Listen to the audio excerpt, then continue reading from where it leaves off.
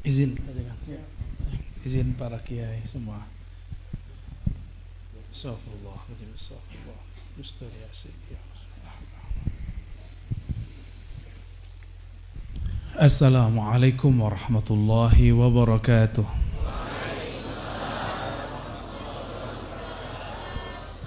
Alhamdulillahilladzi an'amana bini'amil islami wal imani wal ihsan.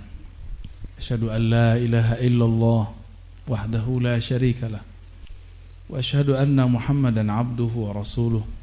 Allahumma salli ala Sayyidina Muhammad wa ala alihi wal mahdi khalifatihi wa sallim.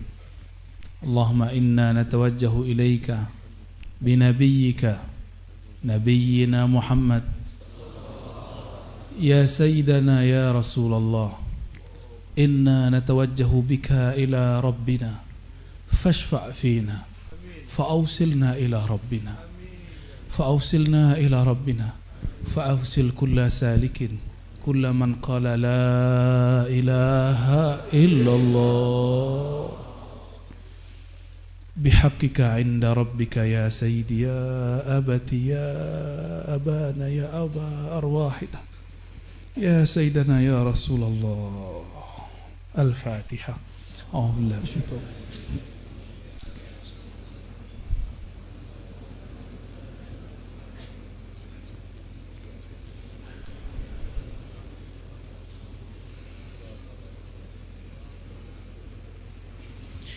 Amin, amin. Alhamdulillah Rabbil Alamin. Puji syukur kepada Allah. Laulahu ma'arafnahu, laulahu ma kulna la ilaha illahu, laulahu ma ta'abbadnahu wa ma sallayna ilaih. Segala puji milik Allah Subhanahu wa ta'ala. Pujian kepada mursyid, pujian kepada guru, tiadalah lebur, semuanya masuk dalam puji kepada baginda Rasul. Baginda Rasul sallallahu alaihi wasallam ialah yang disebut dalam surat Alhamdulillahi Rabbil. Alhamdu itu adalah Rasulullah. Jadi ketika orang baca Alhamdu, pujian, siapakah yang paling pantas memuji Allah? Siapakah yang pujiannya langsung tembus kepada Allah? Maka alif lam di alhamdu itu disebut alif lam kamaliyah, kamalul hamdi. Kamalul hamdi lillah, hanya milik Allah. Kalau kita memuji Allah, masih ada mau, pengen dapat tenang, pengen hati lapang, pengen rezeki lancar, pengen jodoh datang, ya. Tapi sang alhamdu, memuji Allah bukanlah karena pengen sesuatu. Dia hanya mengatakan pujian karena Allah layak dipuji. Itulah pujian sebagaimana engkau layak dipuji. Dalam hadis Imam Tirmizi dikatakan, Nabi berkalam, anta kama asnaita ala nafsik. Ya Allah, hanya engkaulah yang berhak dipuji sebagaimana engkau memuji dirimu sendiri, bukan sebagaimana kami memuji engkau. Inilah yang disebut fana fil hamdi. Dan tidak mungkin fana fil hamdi kalau tidak fana fi Muhammadi. Tidak mungkin orang fana fi Muhammadi jika tidak fana fi syaikhi. Maka fanalah dalam gurumu. Gurumu akan datang kepada Rasulmu. Rasulmu akan datang kepada Rabbmu, Allah Subhanahu wa ta'ala. Maka wajib bagi seorang salik, bukan sunat. Sunat itu dalam fikih, berselawat kepada Rasulullah. Kullama dzukira ismuh, setiap disebut namanya. Kurang adab apa lagi Nabi ngomong begini? Kurang keras apa lagi Nabi mengatakan al-bakhil? Orang bakhil itu yang disebut namaku, dia tidak bersolawat kepadaku. Solawat itu bukan hanya mengatakan sallallahu ala Muhammad. Solawat itu hati ini terkoneksi, terhubung kepada ruh nabiyina Muhammad sallallahu alaihi wasallam. Kalau ada lagi orang yang lebih baik atau lebih buruk kali daripada bakhil, ya bakhil itulah. Namun orang-orang thariqat beruntung dari dulu diajarkan banyak cara sholawat. Sering kirim Fatihah buat Nabi, itu sholawat juga. Kan bangun koneksi. Allahumma sholli, ya Allah hubungkan, itu arti aslinya. Ya Allah hubungkan ruhku dengan ruhnya, kolbuku dengan kolbunya, sirku dengan sirnya, fuadku dengan fuadnya, lubku dengan lubnya, nafsku dengan nafsnya, jasadku dengan jasadnya. Maka nggak ada lagi mau kemana pergi, di situ ada nur Muhammad sallallahu alaihi wasallam. Mari kita sampaikan salawat kepada Nabi. Assalatu wassalamu alaika ya sayyidi ya Rasulullah. Ya Allah, sampaikan salam kami, rindu kami kepada Rasulullah sallallahu alaihi wasallam, yang juga sangat kita cintai, mursyid-mursyid kita, guru-guru kita semua. Syekh Al-Kamil Mukammil Ahmad Tajul Arifin, dan sanad-sanadnya sampai kepada Al-Mujaddid Syekh Ahmad Khatib Sambas. Bulan lalu saya habis ziarah kepada ayah bunda beliau, Syekh Abdul Ghaffar. Jadi kita ke Sambas. Saya mau ke Kalimantan Barat kedua kalinya karena panitianya bilang Sambas. Wah, ini sanad TKN nih ya, Mujaddid ini. Maka kita berangkat ke sana. Ternyata memang beliau sudah wali dari kecilnya. Jadi Syekh Ahmad Khatib Sambas itu sudah wali sedari kecilnya. Tapi dia gak jadi wali sendiri.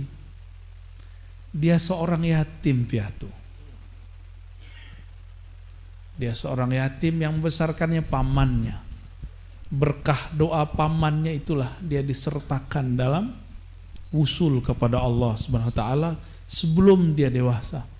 Mang wali itu kalau Allah mau ada yang kecil, ada yang dewasa, ada yang badung dulu, ada yang mantan wali. Ngeri.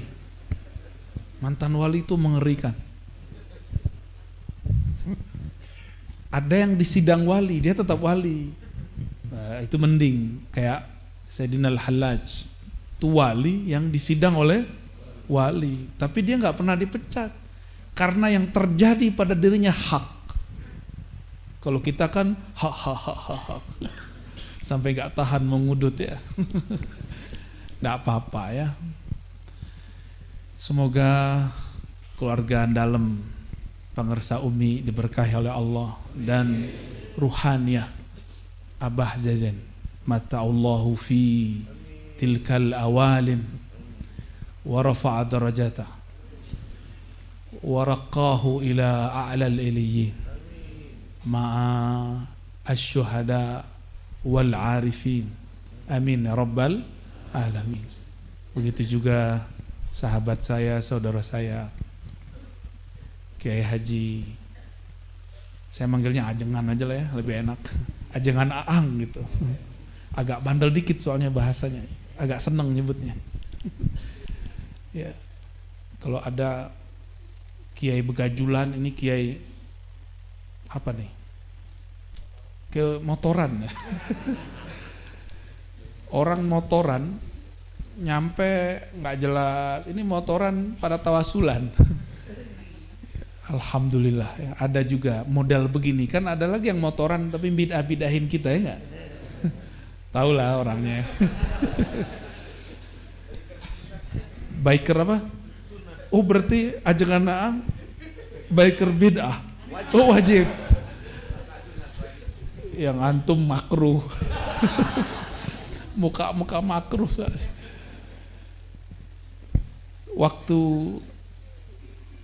di Kalimantan Tengah Saya diizinkan Allah ziarah juga kepada orang-orang yang hidup, ada habaib. Ternyata habaibnya orang-orang Pulau Jawa ya, masih hidup.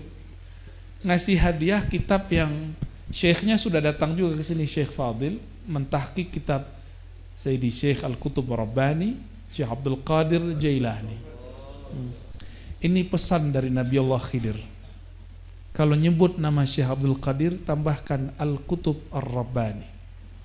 Kalau enggak yang datang bisa jadi korinnya, atau syaitannya, atau jin yang menyerupainya. Mending kayak Ajeng Anaam, kalau mimpi dites sama dia dalam mimpi. Serius. Oh ini baru Qadiriyah asli ini. Jadi orang kalau sudah bertorikoh, torikohnya para aulia, dalam mimpi pun dia sadar. Dalam mimpi pun dia bisa ngetes. Yang ngaku-ngaku, ada ngaku mursyid sama dia. Iya, boleh dites. Kan di alam itu setara semua kita. Boleh kita ngetesnya. Nggak penting orang gelar mursyid di sini. Kalau bullshit di sana, ya. Mending jadi salik biasa, tapi nama harum di langit sana. Ya. Mau? Masa nggak mau? Aneh aja yang sono, antum nggak usah.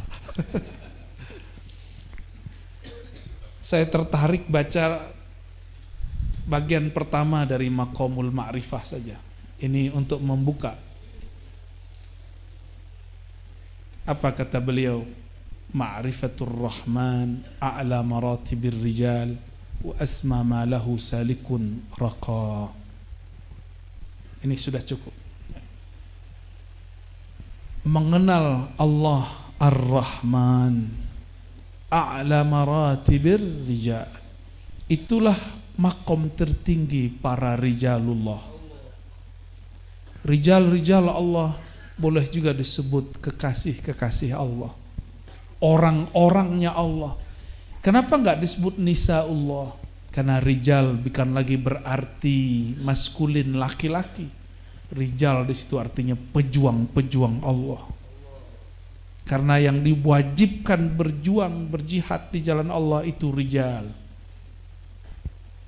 Perempuan yang menghangatkan dapur di rumah, doa-doanya sama dengan jihad.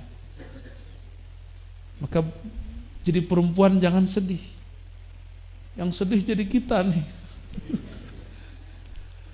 Ada sahabat Hanzalah, baru malam pertama ada perintah berjihad. Karena dia rijal, dia langsung mengatakan ke istrinya, "Dek, izinkan abang berangkat." Istrinya juga wali Allah. Jika ini panggilan Allah dan Rasulnya, aku relakan abang kembali kepadanya. Kembalilah Hanzalah, belum sempat mandi wajib. Maka ia dimandikan oleh Sayyidina Jibril.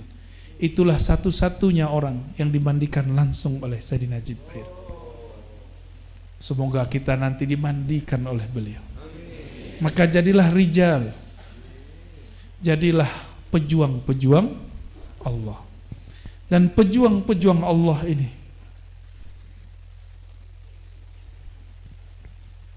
di dalam dirinya hanya ada ma'rifatur Rahman. Jika dadanya dibelah, tidak ada kecuali nama Allah. Allah, Allah, gak ada lagi. Makanya mereka kalau berbicara kata-katanya berat, karena kolbunya lebih berat dari langit dan bumi. Inilah kalam Sayyidina Musa yang tadinya hampir sempat meremehkan kalimat yang antum baca dari tadi pagi sore. La ilaha illallah. Masih ingat hadisnya yang sering dibaca oleh para ajengan kita. Nabi Musa mengatakan, "Ya Rabb, khususkan aku dengan satu wirid." Lalu Allah mengatakan, "Qul la ilaha illallah." Ya Rabb, khususani. Ini diketahui juga oleh orang awam, dijauhi orang khawas. Aku pengen yang khawasul khawas. Ternyata para nabi, para wali itu selalu pengen punya cara yang tidak diketahui oleh wali yang lain. Maka wali itu punya sir dia, punya asrar dia, bainahu wa baina rabbih, yang tidak mungkin dia ifsya, dia sebarkan. Walhasil Allah kemudian menegur Nabi Musa, "Hei Musa, itu kalimah jika kau timbang dengan langit bumi masih lebih berat, la ilaha." Jadi lafaz Allah dibuang, la ilaha illa, maka isbatlah Allah. Itu sebabnya di akhirnya kita zikir khafi. Inilah yang diajarkan oleh Maulana Syekh Ahmad Khatib Sambas, supaya kolbu itu berat. Maka perhatikan mursyid-mursyid yang berzikir khafi, kalam-kalamnya berat. Namun ingat, jika kolbu belum dibersihkan dari penyakit-penyakitnya, jika di dalamnya ada penyakit kibir sombong, penyakit yang dulu pernah ada pada Thariqat Azaziliyah, masih ingat? Tahun lalu ya. Itu Thariqat keren banget namanya. Ada di Mu'tabarah enggak tuh ajengan? Enggak ada katanya. Itu sanadnya bisa pendek, bisa panjang itu. Bisa buat sendiri. Thariqat Azaziliyah itu kullama zada dzikr, kullama zada dzikru zadal kibru. Itu nggak ada di kitab manapun itu. Itu Thariqat Ma'rifat Azaziliyah. Antum boleh tulis itu. Ini perbedaan Thariqat Al-Qadiriyah dengan Azaziliyah. Kullama zada dzikru zada al-kibru. Kalamnya belum turun barusan ya. Habis tawasulan ke Nabi, tawajuh dikit ngelihat iblis, ternyata ada kalimat ini di kolbunya. Setiap tambah zikir, tambah kibir. Sama-sama ro. Ro itu bahasa Arab, itu ujungnya nar. Tapi az-zikr ujungnya nur. Kibir ujungnya nar. Bolak-balik di situ aja. Maka ciri-cirinya setiap kali tambah zikir, tambah merasa thariqat saya paling tinggi, mursyid saya paling kamil mukamil. Hati-hati. Yang lebih parah dianya. Di sini nggak ada yang kasyaf, saya doang. Ini terjadi. Kasyaf itu mainan, kayak bocah-bocah main-main mobil-mobilan. Itu bukan mobil, baru mobilan. Ya nggak nyampe-nyampe kalau dipakai. Gimana caranya berangkat pakai mobil-mobilan? Ya. Tadi kami telat, ya. Udah macet ya. Alhamdulillah ada patwal. Saya nyeletuk, kalau ke langit ada patwal, cepet juga kita naik ya. Paham maksudnya? Orang bersanad itu kayak punya patwal. Kalau antum bersanad, minggir semua tuh ya. Ini rombongannya Syekh Abdul Qadir datang. Buka jalan. Kalau masih salik, kalau masih murid, tetap dibuka. Cuma ada yang jumawa saat dipatwalin. Lihat kita, ada yang patwalin, yang lain gak ada. Ada juga begitu. Keren juga thariqat kita ya. Gitu ngomongnya. Seperti orang yang bangga dia dipatwal. Dia gak sadar saat dia dipatwal ada orang yang harus minggir. Jika gak penting-penting amat jangan ambil. Ini terjadi banyak. Baru cuma dipatwal udah merasa dirinya sesuatu. Jadi kita jalan tol pun ke langit belum selamat. Karena kebanyakan zikir-zikir kita semua baru pada taraf mukasyafah. Mukasyafah hanya tembus sampai ke kolbu. Itu pun kalau tinggi, ya. Sampai ke kolbu udah hebat, rata-rata baru di nafsiyah. Maka latifah yang 7 itu belum tentu latifahnya kolbu. Siapa tahu itu kolbunya kolbu nafs, kolbunya jiwa. Siapa tahu itu ruhnya bukan ruhnya ruhnya yang ada dalam sir. Siapa tahu itu baru ruhnya nafs. Kalau nafs, masih ingat suluknya nafs? Jiwa itu selalu merasa jumawa. Nafs itu ada satu makna di dalamnya, ada nun. Nun itu ada alif yang disembunyikan, yaitu ana. Maka orang-orang yang nafsiyahnya belum dibersihkan sebelum zikrullah, bertambah zikir, bertambah girang dia dengan mainan-mainan nafsiyahnya. Di nafsiyah itu ada kaitan dengan tubuh yang disebut turabiyah. Ini tubuh kita kan turabiyah. Jisim ini namanya jisim turabiyah. Sedangkan jin disebut jisim nariyah. Malaikat punya jisim juga disebut jisim nuriyah. Yang paling sempurna dan lengkap itu jisim kita, jisim turabiyah. Karena turabiyah ini baru berbentuk seperti tubuh kita setelah dicampur-campur dari semua anasir. Jika dulu anasir disebutkan 4, apa aja 4 itu? Air, api, avatar. Bid'ah bener ente. Kita bukan torikot avatariah kita ya gak? Oh gitu, oh iya. Aneh pengen diajak terbang ah. Iya ya. Kok baru kepikiran kita? Beda ini aja, beda ukuran badan. Yang ono kurus ya ini keres. Jadi anasirnya apa aja? Api, air, tanah, angin. Tapi ini semua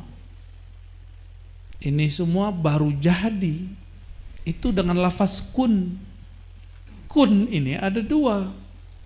Kun kata ahli huruf kamaliyatun nur atau kamaliyatun nar. Maka mursyid terbagi 2. Ada mursyid yang membawa nur, ada mursyid yang membawa nar. Murid juga ada 2. Ada murid yang mau menerima nur, ada murid yang senangnya dikasih nar. Apa karakter nar? Nar, kalau dekat nar gimana? Panas. Nar itu turun atau naik ke atas dia. Pengen nonjol mulu, berarti antum zikirnya baru nariyah.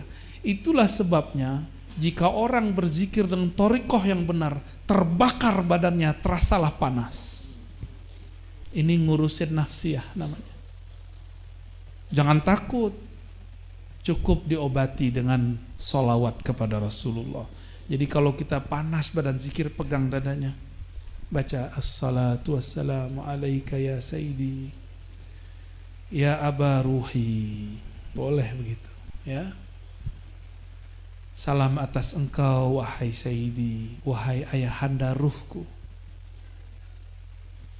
Ada orang mau debat saya udah malas debat ya. Udah malas debat, itu masa lalu lah. Tahun lalu maksudnya. Tahun lalu masih debat sama bulan lalu. Makanya paling gak seneng kalau orang minta judul i'tiqad ahlus sunnah wal jamaah, sunnah bid'ah. Itu paling gak seneng. Tapi gimana lagi? Karena kalau sudah begitu, nariyahnya keluar. Ya pengen bakar orang mulu dengan kalam-kalam yang pedis ya. Dalil-dalil yang ya begitulah, tahu sendiri. Ternyata kita gak pernah membuat orang dapat hidayah dengan dalil. Orang hanya dapat hidayah dengan madlul. Madlul siapa? Allah. Kalau dalil belum, masih hijab. Ayat sekian, nomor sekian, itu dalil. Banyak orang terkecoh. Iblis untuk menggoda Sayyidina Adam itu pakai dalil. Dalil terkuat, bahkan dia pakai madlul. Bayangin coba. Kata iblis, wallahi ya Adam. Tuh, antum hati-hati kalau datang ada makhluk ke dalam zikir kita. Jangan percaya dulu, lapor dulu ke mursyid. Jangan dimakan-makan sendiri. Ini alam yang sangat berbahaya. Medan zikrullah.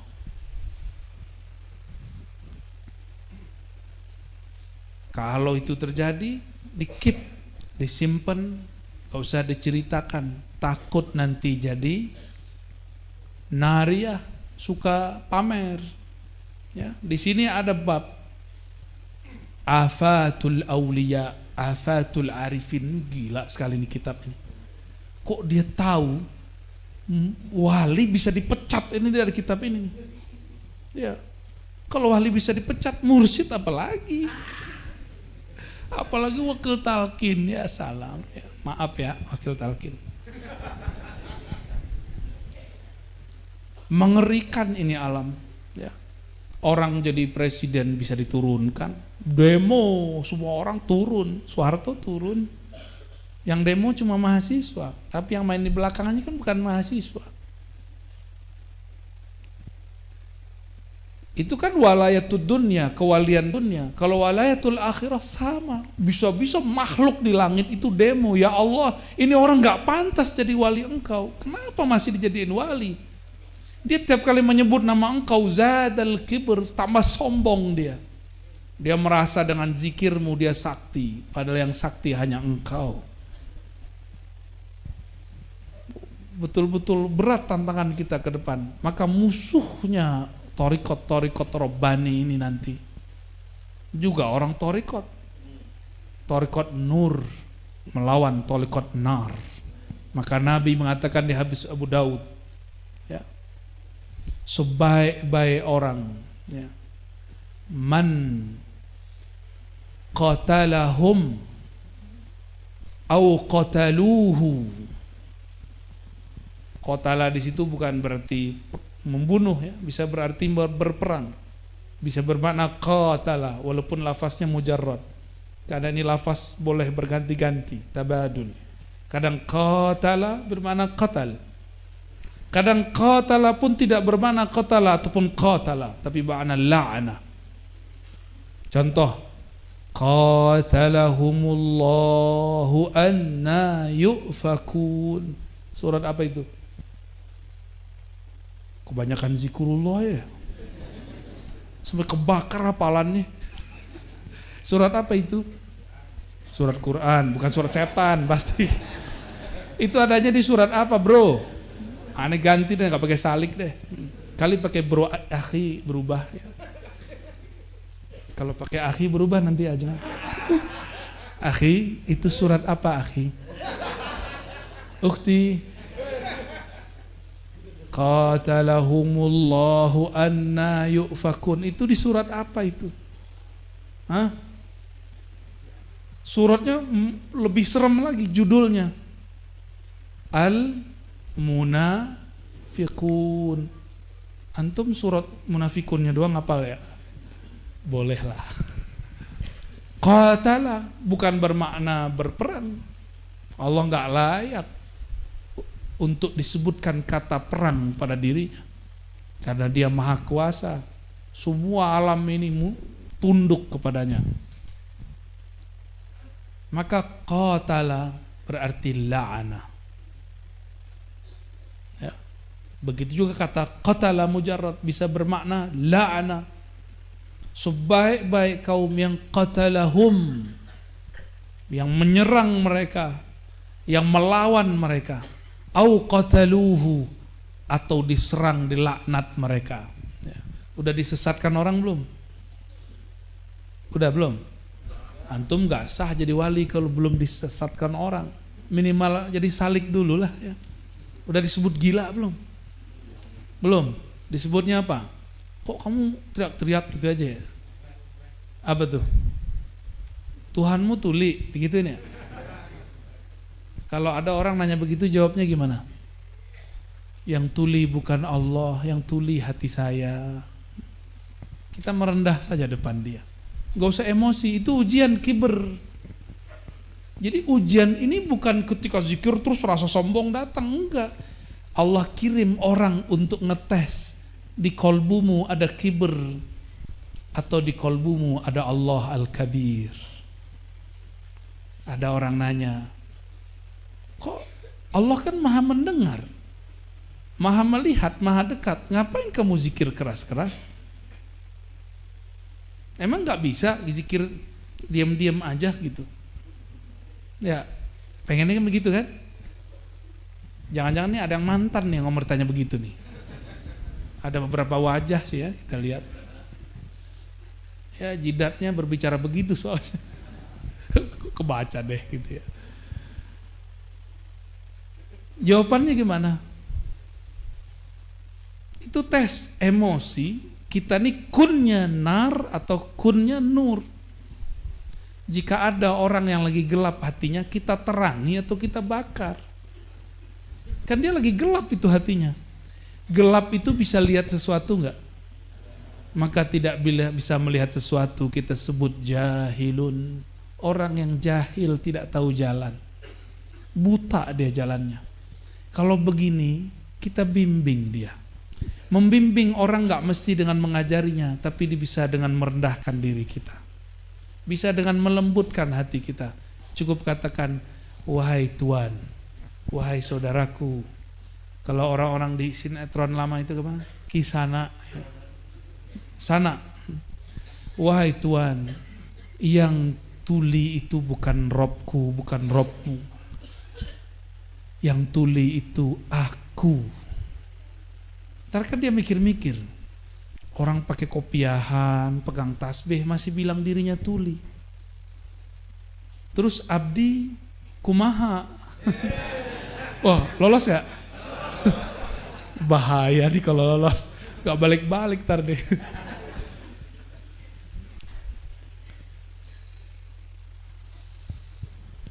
Maka hadirin para salikin, salikat, kita ini dalam kitab Al-Ghunyah disebut murid. Tapi jangan lama-lama jadi murid, harus segera jadi murad. Kenapa guru kita menurunkan satu kalimat ilahi anta maksudi? Supaya para murid ini naik pangkat, naik kelas jadi murad. Zikirnya tetap la ilaha illallah 165. Di Jakarta ada menara 165. Tapi nggak tahu zikirnya itu atau apa ya. Bersana atau tidak saya nggak mengerti. Yang penting dia menjulang tinggi. Ternyata di ujung kota ada menara yang sebenarnya. Disinilah tempatnya. Menara 165 itu di sini. Dari tadi awal saya datang, ya Allah, ini kayak Ramadan tiap hari rasanya. Awal datang, la ilaha illallah, gak ada berhentinya. Gak ada berhentinya, seakan-akan ruh ini naik ke alam malakut. Sampai saya tertidur. Gimana gak tertidur? Di terapi. Biasanya orang itu kalau dibekam, bekam itu sunnah ya.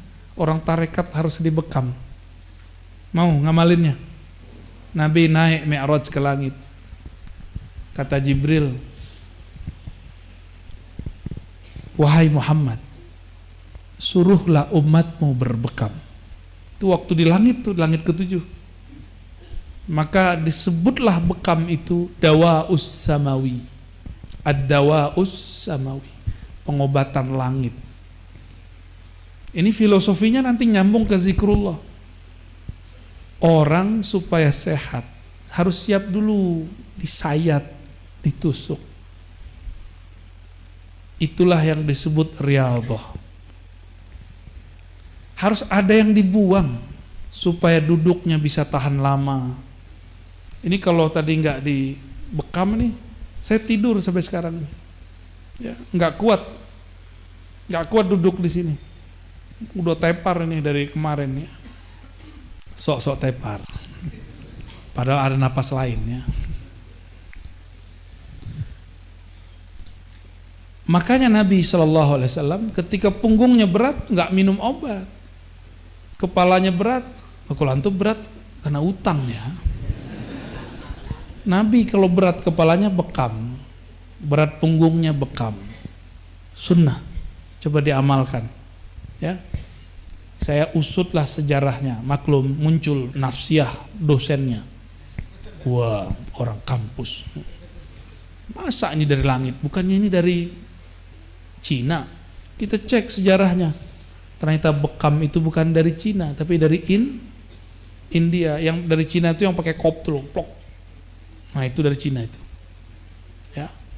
Filosofinya semua nyambung dengan orang zikir. Kalau ingin sehat kolbu, maka harus ada yang dikeluarkan. Itulah zakatnya harta, zakatnya jiwa, yang baru diajarkan kepada kita selama ini. Zakat harta, zakat jiwa. Benar? Zakat kolbu belum diajarin kan? Belum. Zakat qulub belum, zakat sir belum, fuad tadi telat ya. Ada zakat ruh, ada zakatnya semua itu.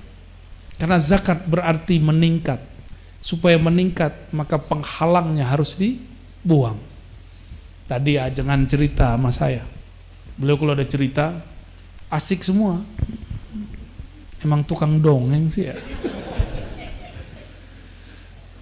Ketika cerita, sampailah cerita di hari-hari awal-awal Abah Jajen ya. Qadasallahu sirrahu wafat. Tahun hari keberapa tuh? Ajangan yang antum jatuh 35. Jatuh. Udah kayak orang stroke. Kayaknya emang stroke beneran sih ya. Tapi barokah orang zikrullah, kesadarannya walaupun jatuh tidak hilang. Tiba-tiba dapat apa tadi, gunting, ditancepin ke pembuluh darahnya, muncrat darah, baru bisa gerak. Emang begitu. Supaya harta itu ngalir sehat, bagi hartanya. Supaya la ilaha illallahnya tembus ke kolbu, maka kolbu ini harus siap korban. Apa yang dikorbankan? Nafsiyahnya. Karena penghalang seseorang dari kolbunya adalah dirinya sendiri, itu nafsnya. Ini yang paling berat. Maka la ilaha, jangan bayangkan tapekong, berhala, itu mah kejauhan. Ilah itu ananiyah dalam dirimu, kedirian engkau. Engkau yang merasa membaca, engkau yang merasa bertorikot, engkau yang merasa bermursyid, bahkan engkau yang merasa mursyid atau wakil talqin, engkau yang merasa kolektor ijazah. Ada kolektor ijazah sini? Bolehlah ya. Emang laku ijazah di langit? Enggak laku.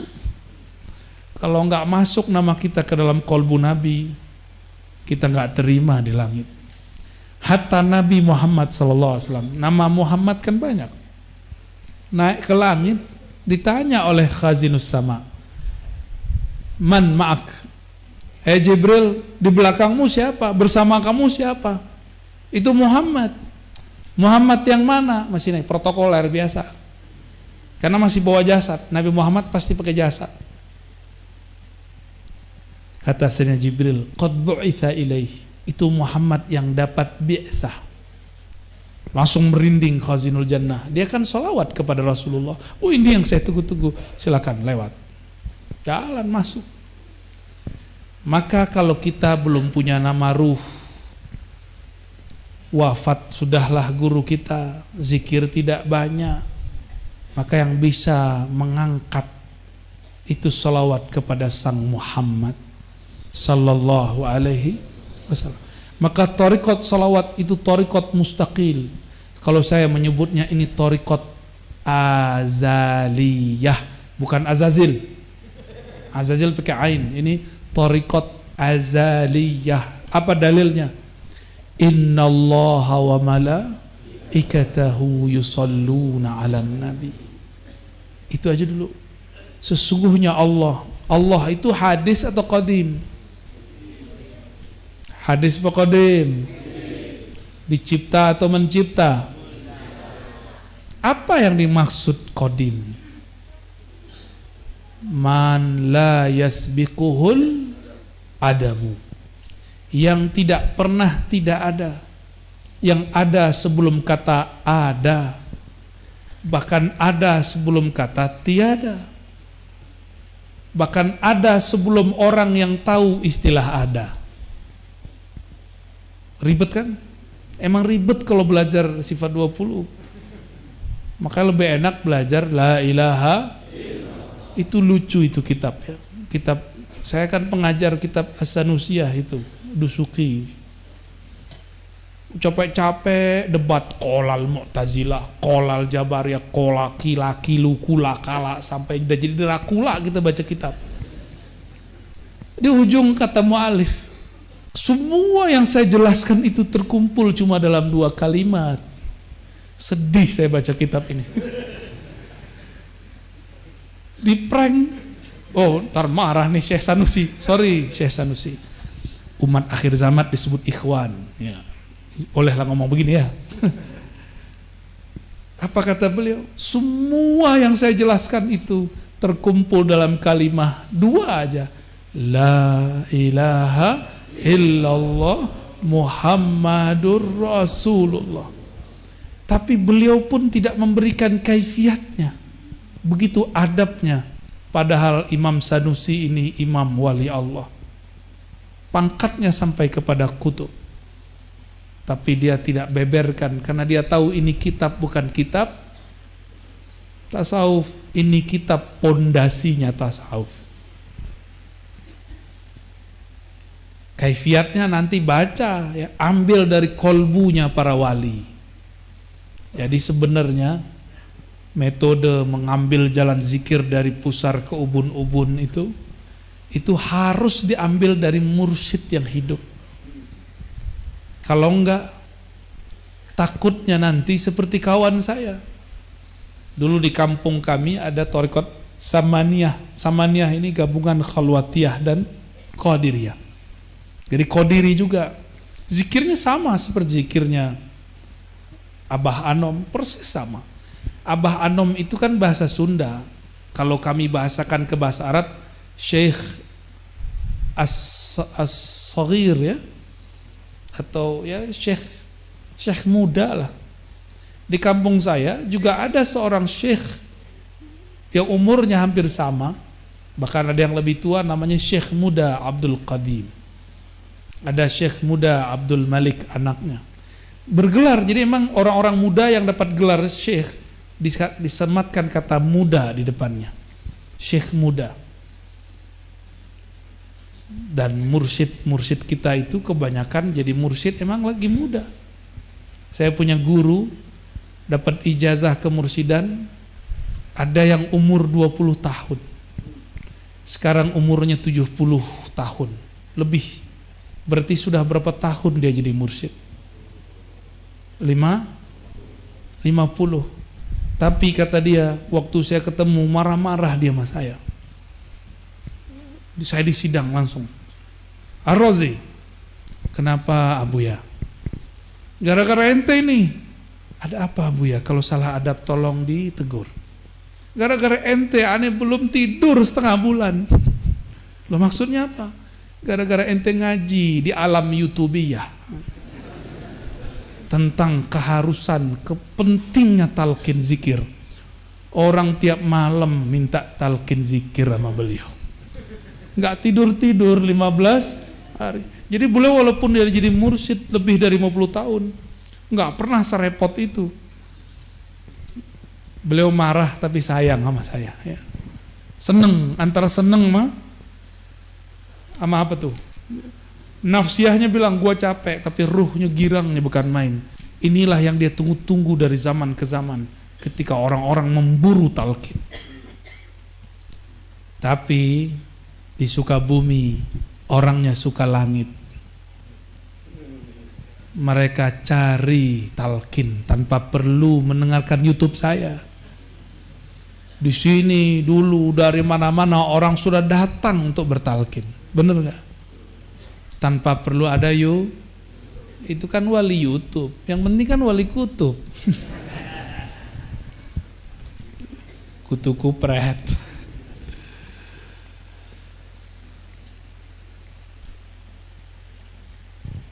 Ketika kita baca la ilaha illallah, saat itulah kedirian ini dibakar.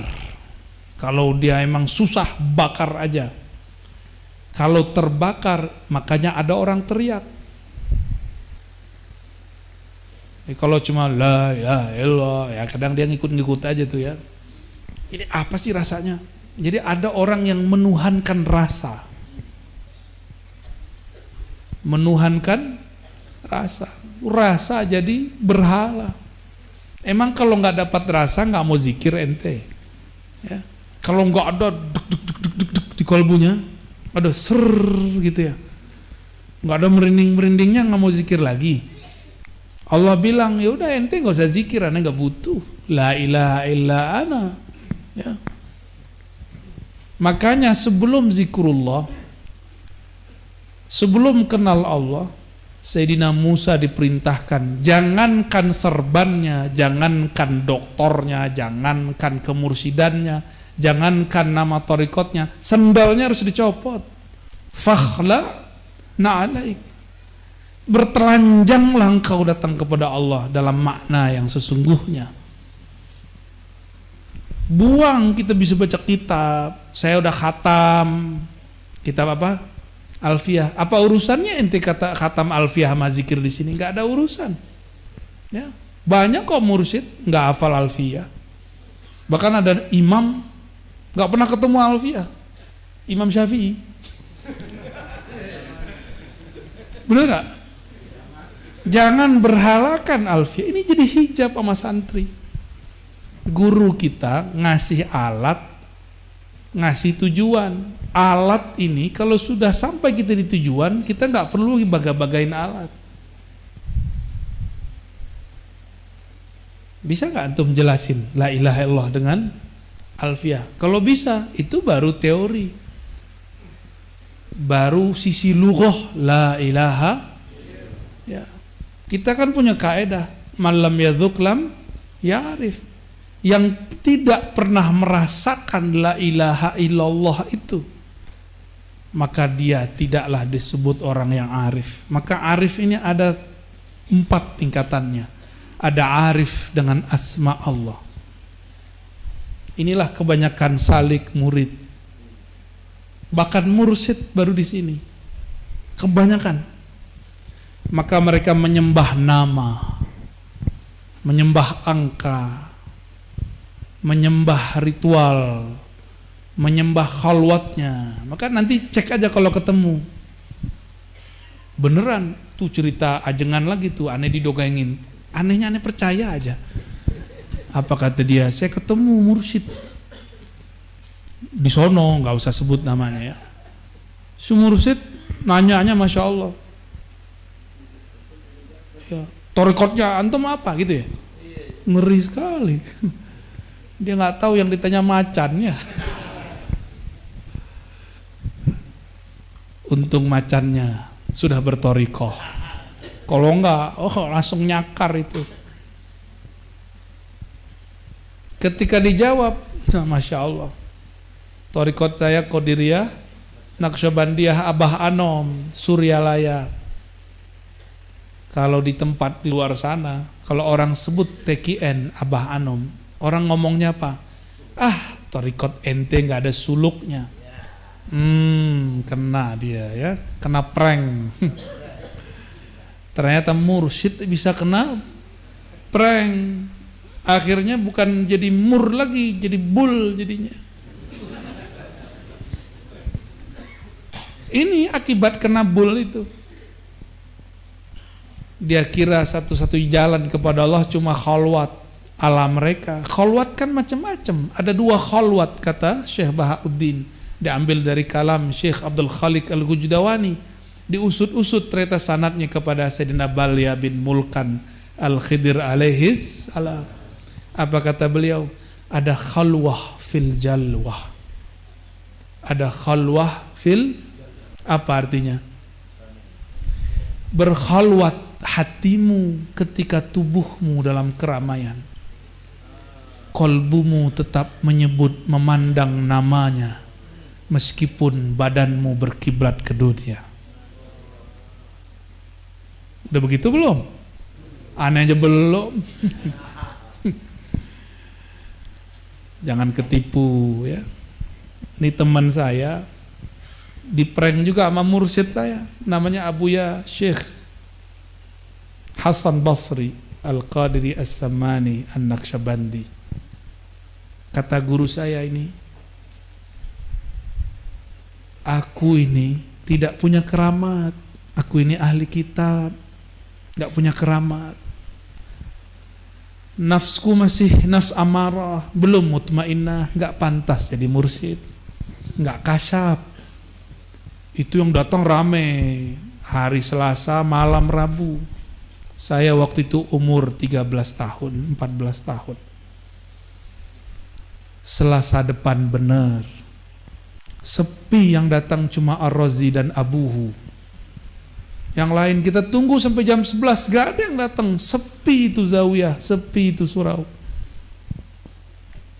Kenapa? Murid-murid ternyata menyembah keramat, mencari karomah. Ketika gurunya mengatakan saya bukan orang karomah, ada murid cari kasyaf, gurunya kebaca semua di hati gurunya, saya tidak ahli kasyaf. Beliau ngomong aku, kalau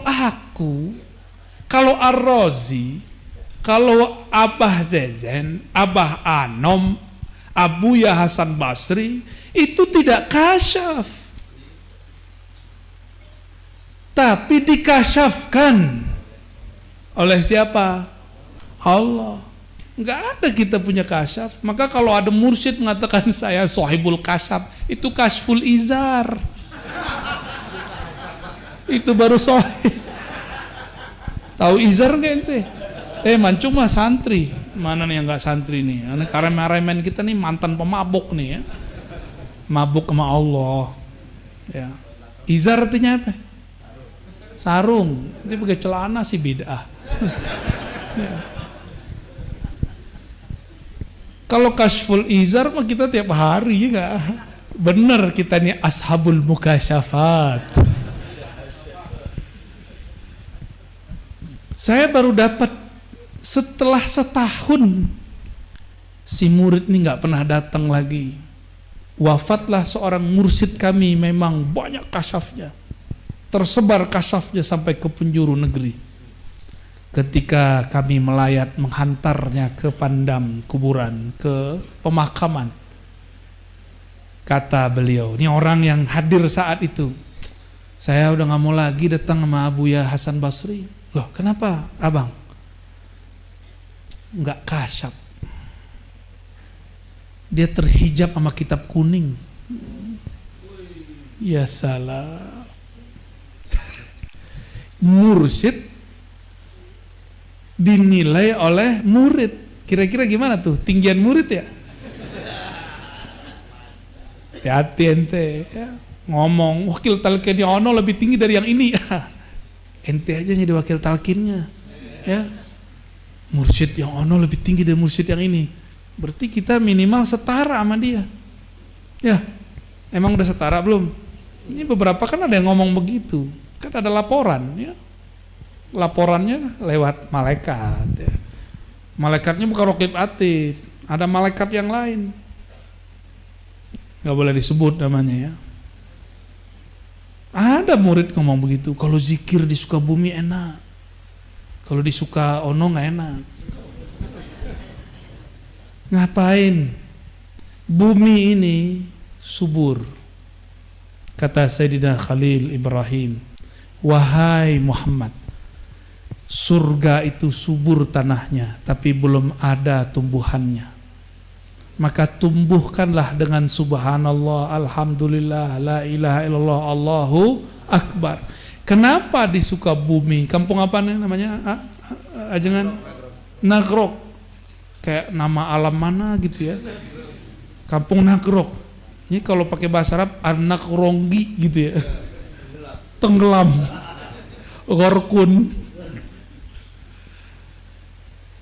Ketika suatu tanah subur,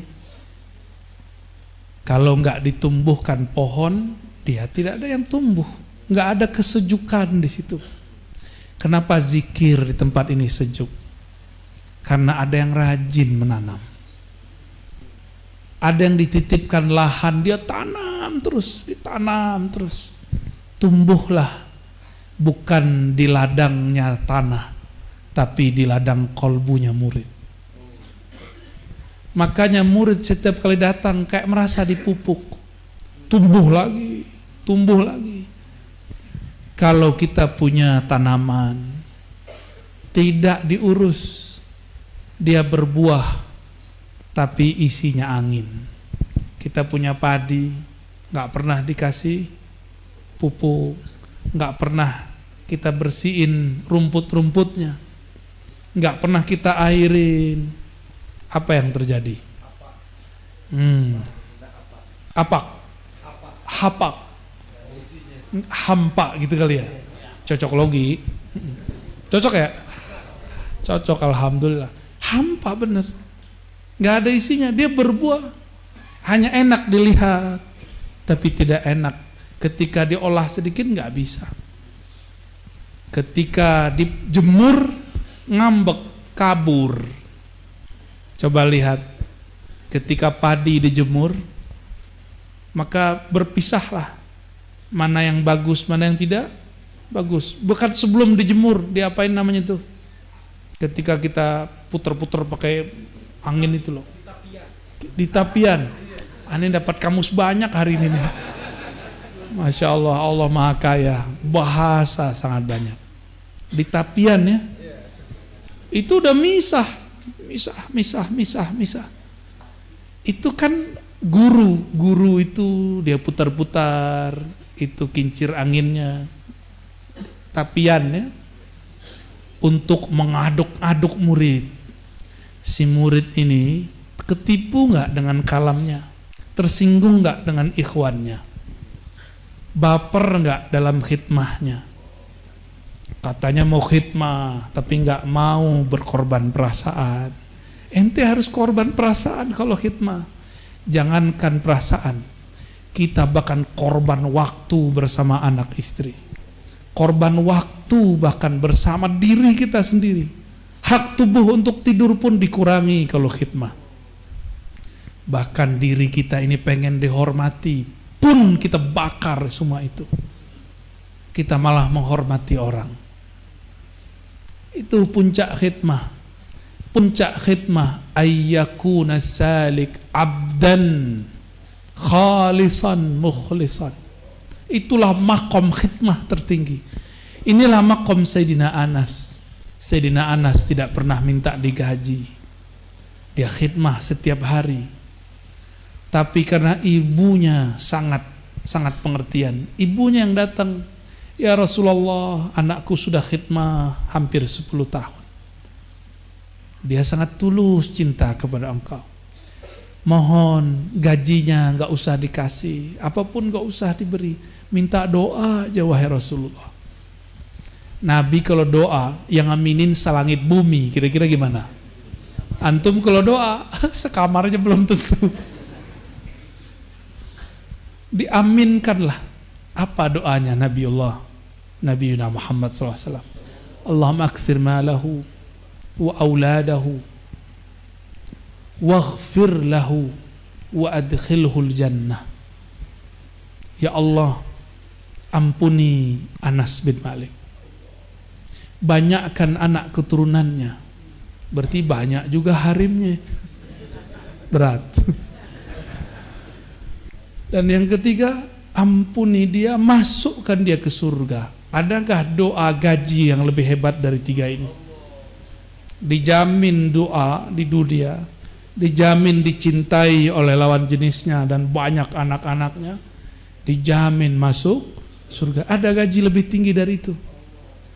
Maka semua orang khidmah akan berada di belakang barisan Sayyidina Anas, Sayyidul Khadimin, Sayyidul Khuddam, Sayyidnya para pelayan Rasulullah. Kita ini niat kita begini cuma melayani Rasulullah SAW. Kita melayani orang semuanya karena melayani Rasulullah SAW. Enggak ada lebih. Kita berharap doa itu juga mengalir pada kita semua. Maka jika ingin hidup berkah dunia akhirat, berkah bukan banyak fulus, bukan.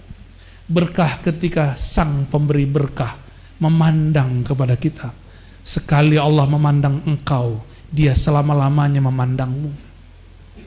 Mau jadi badung, mau jadi apa, Allah tetap pandang dia. Mau dia nakal, ditarik oleh Allah SWT.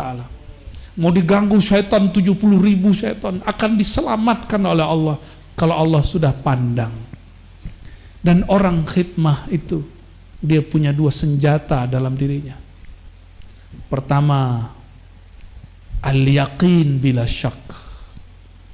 Yakin yang tak ada sedikit pun syak kepada gurunya, kepada guru dari gurunya, bahkan sayyidul muallimin wal mursyidin Sayyidina Nabi sallallahu alaihi wasallam. Tapi kata Nabi, dinukil di kitab-kitab ini, ujiannya orang beriman di dunia adalah zalazil, bukan zalazil bumi, zalazil nafsiyah, goncangan jiwa. Itu lebih berat, goncangan, sehingga kita berpikir, apakah benar ini thariqat kepada Allah? Goncangan ini terjadi pada Sayyidina Umar. Sayyidina Umar berkata, ketika beliau hendak menang sampai di kampungnya, lagi girang mau usul ke kampungnya, tiba-tiba ditahan kafir Quraisy. Nabi pun mengalah meskipun benar. Apa kata Sayyidina Umar?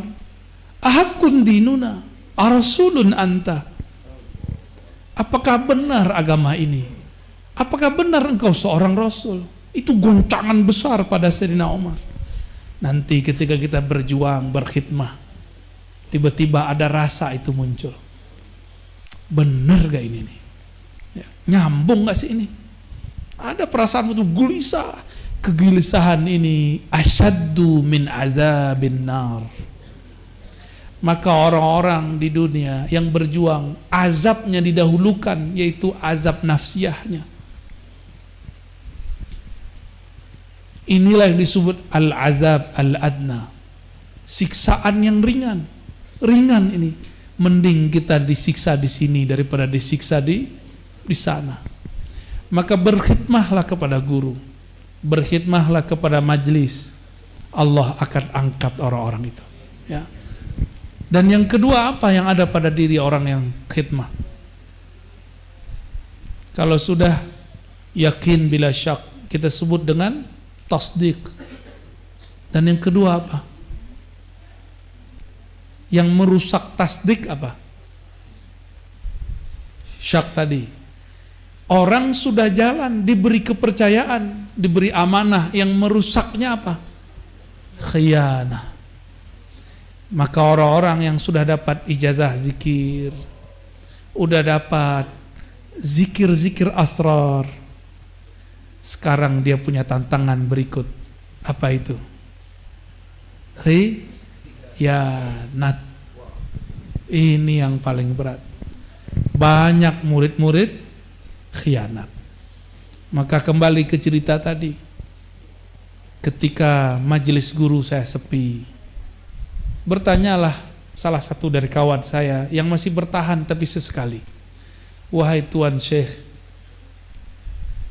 itu kenapa Abuya mengatakan kemarin tidak alim, tidak kasyaf? Apa jawaban beliau? Persis yang saya katakan tadi.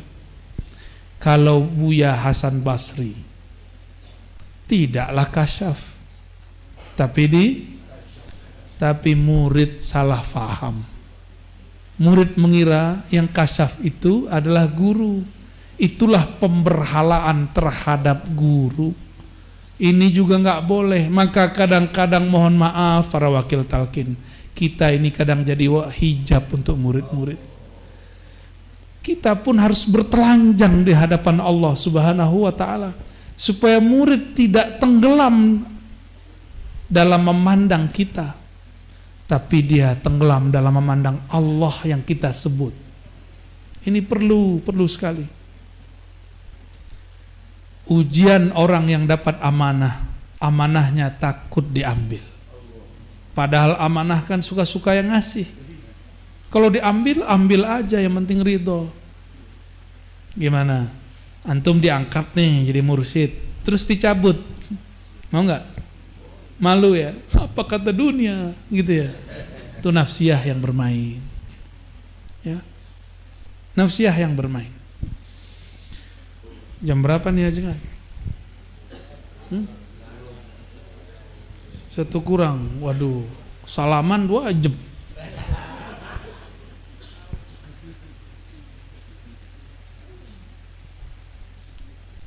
Ada satu yang bakal kita hidupkan nanti.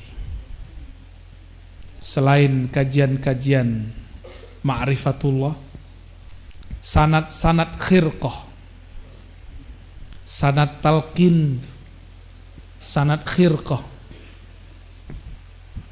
Semoga nanti ada waktu kalau saya datang kita berikan sanad khirqah. Ya. Khirqah itu antum sedia sendiri, bawa-bawa kain sendiri ya. Ntar kita ambil, kita pasangkan. Tabarruk dengan para masyaikh yang bersambung sanadnya kepada Nabi Muhammad SAW. Dipakaikan. Makanya para mursyid itu dulu ada yang pakai tutup ya kepala. Itu disebut khirqah. Ya. Ini karena dipakai aja, kalau nggak bisa dipakein di kepala. Udah ada yang pakai serban, ada yang pakai kopiah, lalu ditutup lagi di atasnya. Seperti Mbah Yai Asrori, ya. Abah Lutfi pakai ya? Pakai. Dulu ada Abah Ahmad Sukanta, pakai juga di Banten. Itu pakai sanad. Jadi kita ini pakai begini ada sanadnya. Ya, pakaian badan ini bersanad. Tongkat aja bersanad. Apalagi zikir bersanad, ya. Namun itu simbol supaya dapat berkah. Inti dari semua itu ada di ilmu ma'rifat. Dan ilmu ma'rifat itu sudah diturunkan di kitab-kitab Sidi Syekh Abdul Qadir Al-Jilani. Ya. Itulah kitab Sirrul Asrar. Ya. Ada satu kitab lagi yang mungkin jarang dibaca, Al-Ghunyah. Ya, Al-Ghunyah. Itu kitab menyempurnakan Ihya Ulumuddin. Karena di Ihya Ulumuddin tidak ada satu bab tasawuf mengenai murid dan murad. Ya, murid dan murad. Murid itu yang masih menganggap dirinya lah yang menjemput hidayah. Kalau murad, dia memandang hidayah ini adalah tarikan dari Allah Al-Hadi, sang pemberi hidayah. Maka orang-orang yang murad mau zikir hambar, mau zikir enak, mau zikir bergetar, tidak bergetar, yang penting zikir. Karena yang dizikirkan sudah bersama. Maka rasa itu nggak penting. Yang penting bersama dengan sumbernya rasa. Hentikan menyembah rasa. Inilah makna la ilaha. Tiadalah rasa kecuali bersama yang punya rasa. Rasa itu makhluk bukan? Allah Khalik. Maka jangan cari rasa. Ilahi anta maksudi, ya Allah. Bukan rasa yang aku cari, bukan merinding-merinding yang aku dapatkan, meskipun itu satu kecanduan. Yang aku minta cuma Engkau sang pencipta rasa. Kalau udah aman pencipta rasa, kita bisa request rasa. Serius, merinding-merinding, panas-panas, sejuk-sejuk, melayang-melayang, kan kekasih Allah. Kalau belum kekasih nggak bisa request. Ya, udah jadi kekasih belum? Belum, makanya masih pusing mikirin fulus. Ya. Taiba abdud dinar, pasti pusing capek orang yang menyembah dinar dirham. Apalagi zikir 165 70.000 supaya hutangnya terbayar. Tuh Tuhan ente utang namanya. Coba luruskan. Biar dari murid menjadi murad. Jadi tujuan kita bukan mau jadi mursyid, tapi menjadi murad. Itulah yang habis rasanya dalam sumber rasa. Habis semua yang dia tuju, kecuali hanya Allah yang al-maksud, yang berhak dituju. Allah ini pecemburu nggak? Ibu-ibu cemburu nggak, Bu? Hampir mirip. Maka sifat cemburu itu nggak diturunkan banyak-banyak ke laki-laki. Kalau laki cemburu jadi ghadab, main tonjok aja, ya kan? Ini belakang saya ahlinya. Tinggal bawa geng motornya beres. Kalau ibu-ibu kan lain, dipendem buat siasat, ya kan? Layangan putus namanya. Masa ya, saya nggak benci film atau apa sih ya, nonton silahkan, tapi seorang muslimah bukan itu panduannya, bukan itu pandian seorang muslimah, apalagi santri. Sinetron kita sinetronnya Nabi Sallallahu Alaihi Wasallam. Itulah makna laqad kana lakum fi Rasulillahi uswah. Uswah itu sinetron yang layak ditiru, dinikmati. Indah loh sinetron istri-istrinya Nabi. Gimana, Bu? Nonton aja nggak apa-apa, saya nggak mengharamkan seni kok. Silakan. Cuma nonton yang di dalam ini lebih enak. Makanya orang-orang ahli zikir nih, kalaupun nonton yang imajinasinya melalang kemana-mana, bukan imajinasi bumi. Itu baru imajinasi bumi itu. Beda ya tontonan kita sama mereka ya. Kalau antum sukanya apa?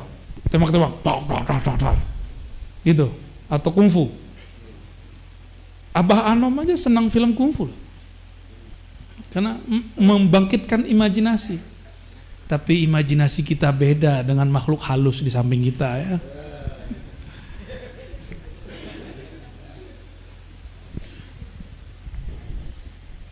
La ilaha.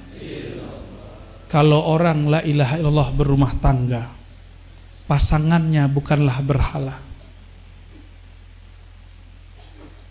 Pasangannya bukanlah sesuatu yang dia ingin kuasai. Dia leburkan cintanya dalam cinta Allah. Ya Allah, ini istriku, ini suamiku. Aku serahkan cintaku kepada Engkau. Maka jadikanlah cintaku ini ya Allah, cinta yang Engkau bimbing. Maka kalau orang rumah tangga begini, setengkar-tengkarnya balik, sekacau-kacaunya nanti akan akur. Kenapa? Karena ada campur tangan Allah di situ. Allah lah yang yu'allif baina qulubihim, ya, yang akan mentaklif, melembutkan kolbunya orang-orang. Jadi kalau udah bener nih la ilaha illallahnya, nggak ada bakal ngomong begitu, ya. Cemburu yang berlebihan, nggak bakal ada. Keinginan ingin menguasai, enggak. Kita ini milik Allah. Sama laki-laki. Ini kan lucu. Nabi Ibrahim, Nabi Muhammad, budak jadi istri. Kalau yang depan saya nggak tahu nih istri jadi budak kali ya.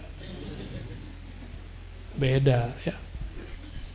Maka ikhwan fillah, semua ikhwan, para salikin, salikat, muridin, muridat, benarkan la ilaha illallah, habiskan ananiah kita, habiskan cemburu, cinta, rasa, bahkan habiskan gelar, habiskan pintar, habiskan kitab dalam kalimat la ilaha, habis semuanya illallah, barulah berdiri kalimatullah di dalam diri.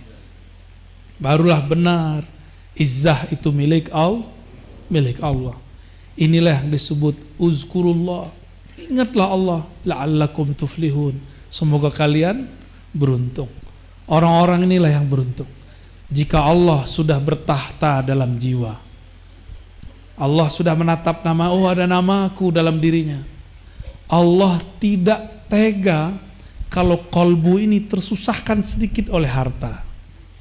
Sama jika ada seorang kekasih Allah diganggu oleh hamba-hamba yang lain, Allah tidak akan biarkan si hamba sekasih ini diganggu. Man adali waliyan faqad azantuhu bil harb. Ganggu ahli zikirku, aku makar kepadamu. Hatta pasangannya bisa begitu, hatta tetangganya. Dia nggak perlu turun tangan, Allah yang turun tangan. Jadi kita nggak perlu serang-serang orang pakai hizib, nggak perlu serang orang pakai tahlil, baca la ilaha illallah tembak, itu nggak perlu, ya. Itu norak begituan. Wali itu nggak perlu nembak, Allah yang jaga dia. Kalau kita masih jaga diri kita dengan kalimah akan berakhir dengan kebisuan. Ada yang bisa baca tahlil 165 setiap saat? Coba lagi kerja aja lepas kok, lagi nyetir aja lepas kok. Maka bergantung ta'alluq dengan asma, kalimah dan lafaz, itu adamul wusul, nggak nyampe-nyampe. Maka saya tutup kajian ini dengan satu kalimat, la ilaha illallah. Habiskan la ilaha, tersisalah illallah. La ilaha itu nafi, illallah itu isbat. Kemukakan isbat, Allahu la ilaha illa hu. Putuskan dengan hu, karena hu itu adalah sir dari kata Allahu. Hu itu ketika dirimu hilang, ketika duniamu habis, yang ada hanya Dia yang berdiri sendiri. Kul hu, ketika sudah hu baru ada Allah. Ketika ada Allah barulah terasa ahadiyah di dalam diri, baru disebut ahlu tauhid yang hakiki. Semoga bermanfaat, ya. Semoga bedah kalimah la ilaha illallahnya terasa, karena inilah oleh Rasulullah, oleh wali-wali Allah. Kita yang bukan siapa-siapa cukup menikmatinya. Nas'alullaha bila ilaha illallah ayusabbita qulubana. Kita meminta dengan keagungan la ilaha illallah untuk menetapkan jiwa kita. Ya Allah, kalbu kami kosong, kalbu kami hampa, jiwa kami rusak, pikiran kami kotor, nafsu kami besar, nafsu kami tidak terkendali. Tapi Engkau ya Allah maha menguasai. Engkaulah Rabbul Alamin. Engkaulah penguasa jiwa kami. Engkau yang menguasai kolbu kami. Engkau jualah yang dapat memasukkan kalimah itu kepada kami. Fa'inna ya mu'in, fa'inna ya mu'in, fa'inna ya mu'in ala zikrika. Maka bantulah kami wahai yang maha membantu. Tolonglah kami wahai yang maha menolong. Bukakanlah bagi kami wahai yang maha membuka. Mudahkanlah bagi kami wahai yang maha memudahkan. Ringankan kalimah yang lebih berat dari langit dan bumi ini masuk ke dalam kolbu kami, sehingga lisan ini yang susah membacanya menjadi ringan membacanya. Kolbu ini yang kosong dipenuhi hanya nama Engkau. Ya Allah, izinkan nama kami lebur dengan namamu. Kolbu kami menjadi istana nama-nama.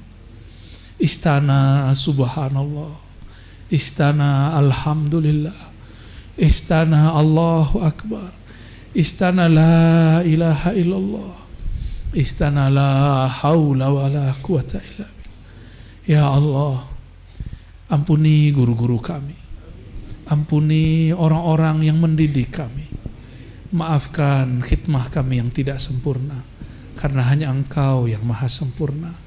Maafkan jika kami masih bertanya-tanya, benarkah ini jalan kehadirannya? Maafkan jika nafsiah kami masih meronta-ronta, karena kami masih hamba-Mu jua, ya Allah. Ya Allah, jika kami tersesat, kami terhina, kami akan lemah dan tersiksa ya Allah. Kami tetap hamba-Mu ya Allah. Jika kami Engkau panggil, Engkau angkat, kami pun naik hanya dengan keagungan-Mu ya Allah. Ya Allah, yang nama Engkau dibaca oleh semua makhluk, yang nama Engkau dibaca oleh semua wali-wali-Mu, yang nama Engkau masuk ke dalam kolbu para arifi, yang nama Engkau terukir di kolbu para pecinta. Ukirkanlah ya Allah kalimah nama Engkau al-ismul a'zam, ismuz zat Allah di dalam kolbu kami. Pegang dadanya, baca ya Allah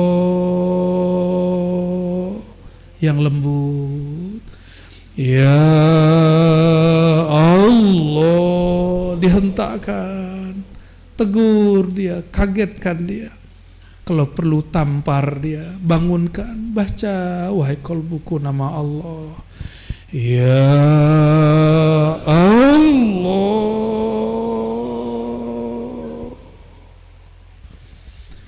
Ahad Ahmad Muhammad Al-Mahdi. Al-Fatihah. A'udzubillah.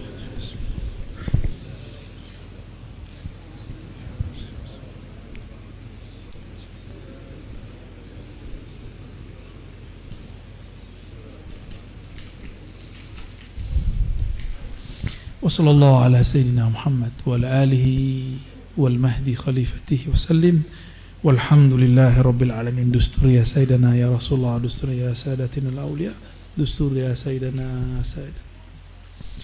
السلام عليكم ورحمة الله وبركاته.